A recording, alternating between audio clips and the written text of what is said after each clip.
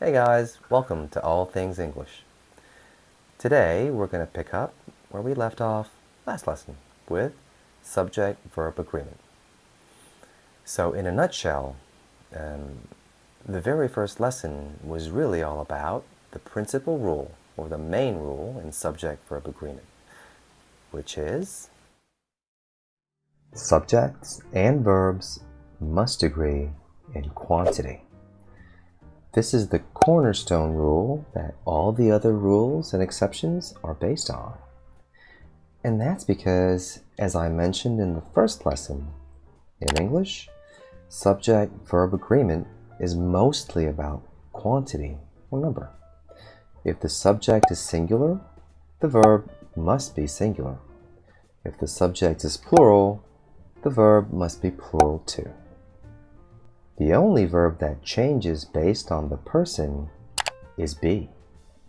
When using the verb be alone or as part of a continuous tense, the subject-verb agreement rules require that you match both the quantity and the person. So let's take a look at this table. As you can see, even though I, you, he, she, and it are all singular, the verb be changes according to each one. And that's because each one is a different person. Let's quickly go back to the first table because I'd like to show you an easy way to remember how to make subjects and verbs agree with each other. Nouns and verbs form plurals in opposite ways. A noun becomes plural when you add an S, while the verb becomes plural if you remove the S. Pretty neat, right? Okay, why don't we take a look at some example sentences. He giggles when he's nervous. She walks to work every day. We practice twice a week. Now remember, like I mentioned last lesson, the subject-verb agreement rules apply to all personal pronouns, except I and you, which, although are singular, require plural verbs. For example, I commute by subway. You really enjoy ice cream, huh? If you take a look at these sentences, singular subject, plural verb. Once again, singular subject, plural verb. Alright, now moving on. If you've noticed, all the example sentences so far have been in the present simple tense. And that's because subject-verb agreement, when stripped down, mainly applies to the present tense, particularly the present simple. If you take a look at this comprehensive table of verb tenses, you can clearly see that it's only in the present simple tense that the main verbs in a sentence change when the subjects do. For the other 11 tenses, when applicable, only the helping verbs change when the subjects do. And if you look even closer, the rules don't apply at all when speaking in the past simple and the future simple tenses. Let's take a look at some examples. The boy practiced for an hour. The boys practiced for an hour. Let's move on to the future. He will practice for an hour. They will practice for an hour.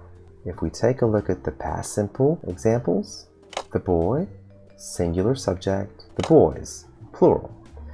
But if we take a look at the verbs, they don't change. Now let's look at the future tense examples. He, singular subject, they, plural subject. Once again, if we take a look at the verbs, they don't change either. Okay, now that it's clear that subject-verb agreement mainly applies to the simple present tense, let's move on to rule number 2. When two subjects are joined by the word and. So if two subjects are joined by and, they typically require a plural verb. For example, the guitar and bass need new strings. Ed and Jill are at the movies. I think this rule is pretty clear and straightforward, right? So let's move on to the next one. When two subjects are separated by the word and. If you noticed, unlike rule number 2, this rule states when two subjects are separated by the word and instead of joined.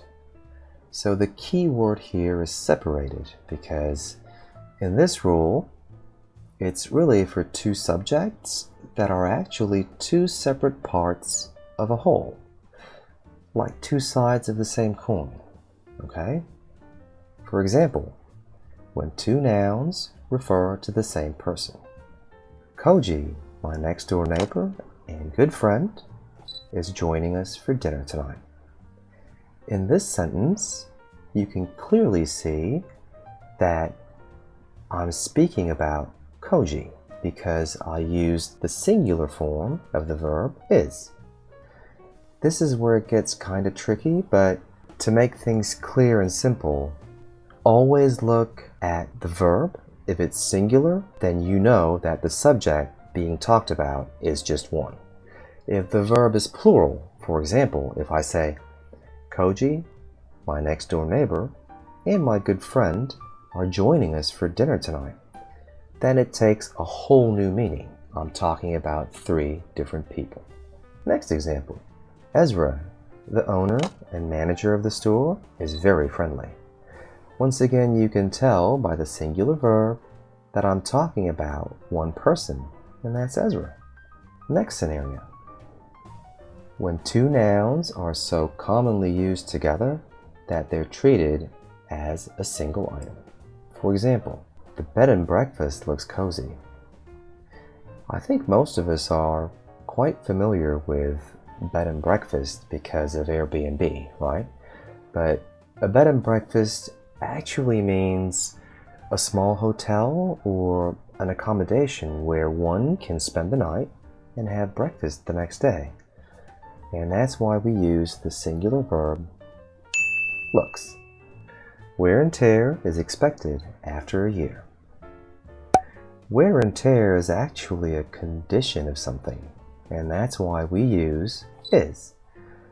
It actually means the damage that happens to something as a result of it being used in a normal way. For example, for those of you who own cars or drive cars, you know that after a year, wear and tear really is expected, and we need to change tires after that period of time. Spaghetti and meatballs is a timeless dish. Once again, looking at the picture, I know that there are 2 subjects, spaghetti and meatballs, but it's in one plate and it's one dish. And that's why we say spaghetti and meatballs is a timeless dish. Okay, now it's time for the moment of truth. The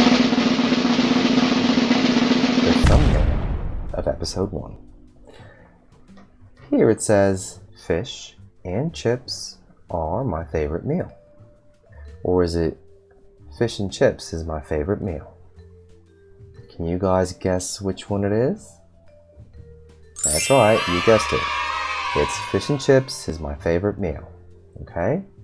And that's because, once again, fish and chips is a dish. The name of a dish that apparently has 2 nouns in that name. Okay? So that's why we use the singular verb is. Okay, guys? Most of the time, when it comes to English grammar, the rules are never just black and white. There's usually a whole lot of shades in between. And that's why I say it depends on the context. Okay, so for example, when it comes, let's say, to peanut butter and jelly. Peanut butter and jelly is my favorite sandwich.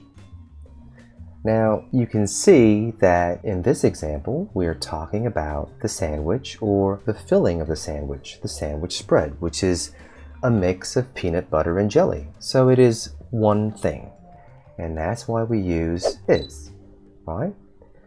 Now, if you happen to be talking about peanut butter and jelly, as in separately, like a jar of peanut butter and a jar of jelly, then you have a compound subject. That is, two or more simple subjects, in which case you'll need a plural verb.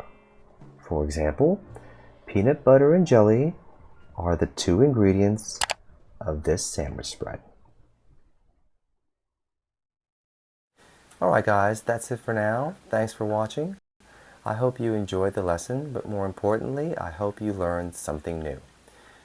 Feel free to click that subscribe button if you found value in this lesson. And yeah, have a nice day and I'll see you next time.